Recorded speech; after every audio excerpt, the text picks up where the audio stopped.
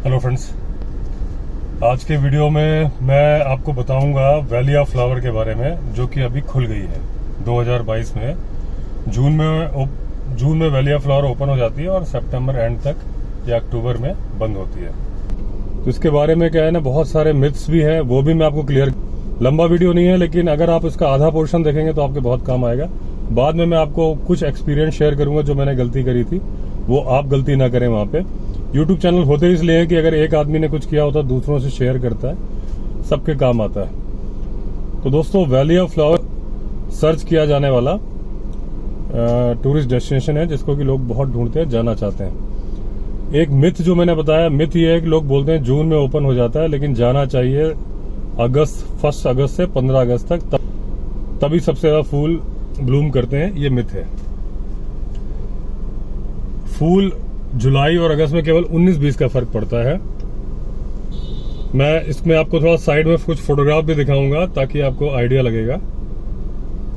तो एक तो नेट पे बहुत सारी फॉल्स इमेजेस पड़ी हुई है जो कि एडिटेड हैं। जो आपको लेफ्ट साइड में जो इमेज दिख रही है, ये असली नहीं है, ये एडिटेड है।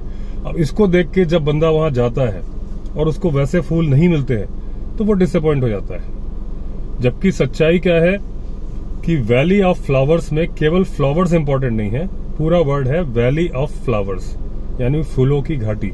फूल से ज्यादा इंपॉर्टेंट है घाटी, वैली, क्योंकि फूल तो आप किसी नर्सरी में भी देख सकते हो। आप नर्सरी में जाइए, बहुत सुंदर सुंदर फूल बिछे होंगे वहां पे। क्या आपको अच्छा लगता है? नहीं लगता, क्योंकि वहां पे वो घाटी नहीं है। तो वैली ऑफ फ्लावर में फ्लावर्स सेकेंडरी है, प्राइमरी है घाटी।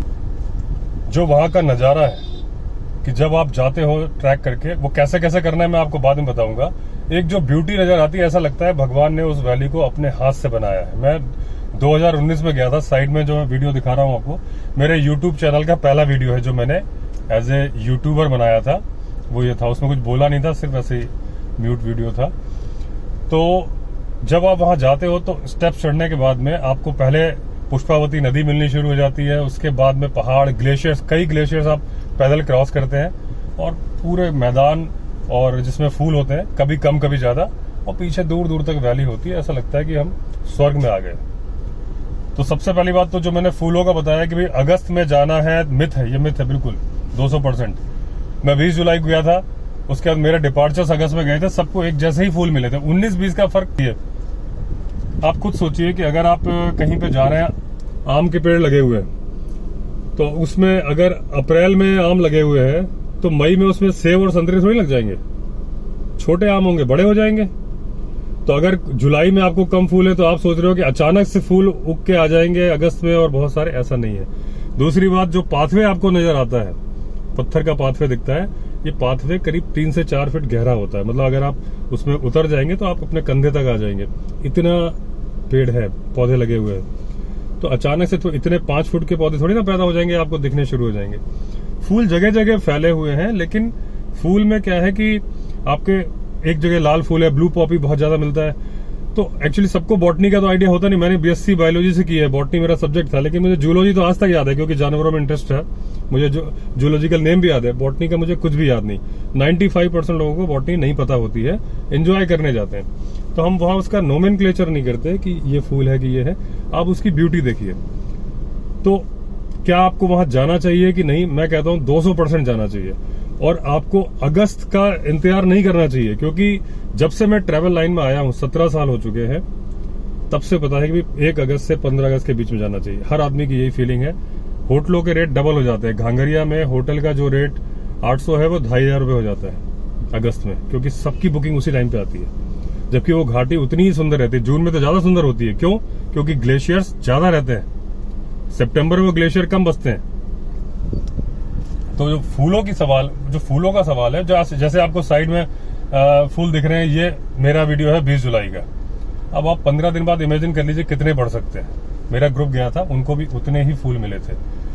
थोड़ा सा 19-20 का फर्क होता है। मैं इमेज दिखा रहा हूं, या तो आपको इतने फूल मिल जाएंगे, उसके लिए वो घाटी थोड़ी ना चेंज होगी, घाटी तो वैसी की वैसी है। तो आप बिल्कुल जाइए। अगर आपका जून में प्रोग्राम बन रहा है तो जून में जाइए। एक लोग बोलते हैं बारिश होगी तो क्या होगा? बारिश पहाड़ों पे कभी भी हो सकती है, बारिश से कोई नुकसान नहीं होता। आप रेनकोट लेके जाइए, पोंचू लेके जाइए। नहीं ले जाते, कभी भूल जाते हैं तो पोंचू 20-50 रुपए में मिलते हैं वहां पे, लेकिन वो हालांकि यूजफुल नहीं होते, पॉलिथीन के होते हैं। लेकिन अपना पोंचू अगर आप डीकैथलॉन वाला ले जाएंगे तो बढ़िया होता है। बहुत सारे लोग बोलते हैं कि लीचेस परेशान करती हैं। लीचेस नहीं परेशान करती हैं। पूरे रास्ते में पत्थर के रास्ते हैं, पत्थर के खड़ंजे लगे हैं, जूते आपने पहने होते हैं। और लीचेस तो वैसे भी परेशान नहीं करती। मैं आपको बता दूं, मैं वैली ऑफ फ्लावर गया था, मुझे एक लीच ने भी नहीं काटा। चोपता तुंगना ट्रैक पे गया था, मुझे बहुत सारी लीच ने काटा था। लेकिन जब लीच पैर में लगती है तो पता ही नहीं चलता, उसके ऐसा कुछ केमिकल निकलता है कि हमें, जब तक हम देखें नहीं ना पैर में खून निकल रहा है, तब तक मालूम ही नहीं चलता। हल्का सा नमक डाल दो उस पर, निकल जाती है। कहीं मैंने सुना है कि जानबूझ के लीच चिपकवाते हैं, क्योंकि वो बोलते हैं कि खराब खून सक कर लेती है। चलो वो एक डिफरेंट मैटर है। लीच परेशान नहीं करती, बारिश से कोई परेशानी नहीं होती वैली ऑफ फ्लावर जाने में। फूलों का आप जून से लेके सितंबर अक्टूबर तक कभी भी जाइए, फूल 19-20 मिलेंगे।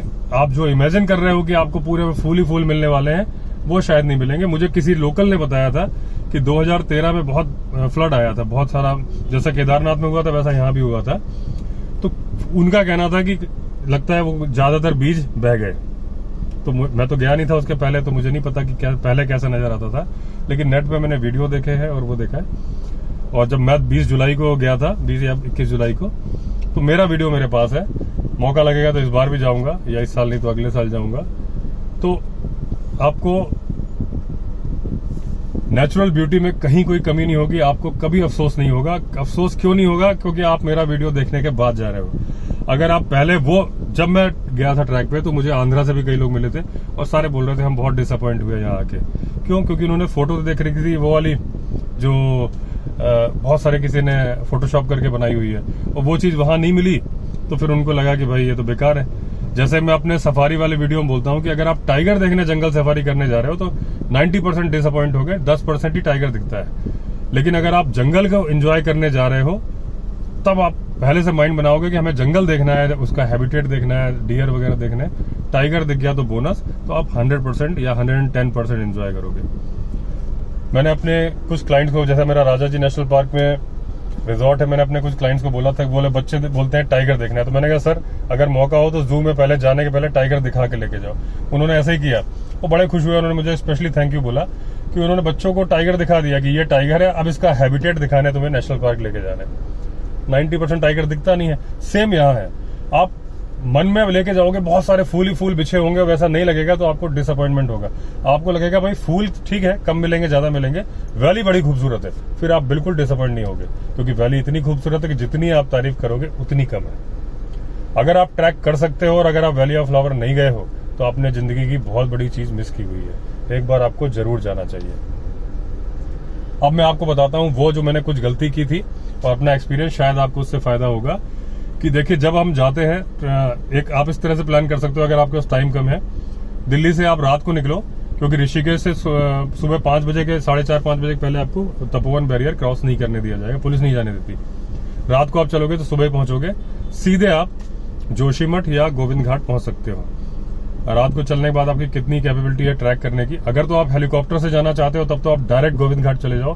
गोविंद घाट से हेलीकॉप्टर मिलता है घांगरिया के लिए, और उसकी एडवांस बुकिंग नहीं होती है, उसकी ऑन द स्पॉट बुकिंग होती है। जब मैं आया था तो वापस मैं हेलीकॉप्टर से आया था, 2800 रुपए का टिकट था 19 में।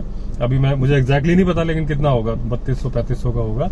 तो आप हेलीकॉप्टर से घांगरिया पहुंचते हो, सेम डे पहुंच जाओगे। वैली ऑफ 12 बजे के बाद वैली ऑफ फ्लावर ट्रैक में जाना अलाउड नहीं है घांगरिया से। नेक्स्ट डे मॉर्निंग आप निकलो, खाने पीने का सामान पैक कर करके जरूर जाओ, क्योंकि ऊपर कुछ नहीं मिलता। पानी का इशू नहीं है, पानी तो बॉटल है, तो पूरा ग्लेशियर्स की नदियां बह रही है, मिनरल वाटर की कितने ही भर लो। खाने का सामान होना चाहिए, क्योंकि वहां पे चढ़ चढ़ के भूख लगती है। अगर आप ट्रैक करके जा रहे हो तो आपको नाइट हॉल्ट जोशीमठ, पांडुकेश्वर, गोविंद घाट कहीं करना होगा, या हमारे कैंप चयन ओली में भी कर सकते हैं। जोशीमठ से 5 किलोमीटर दूर मेरा कैंप है।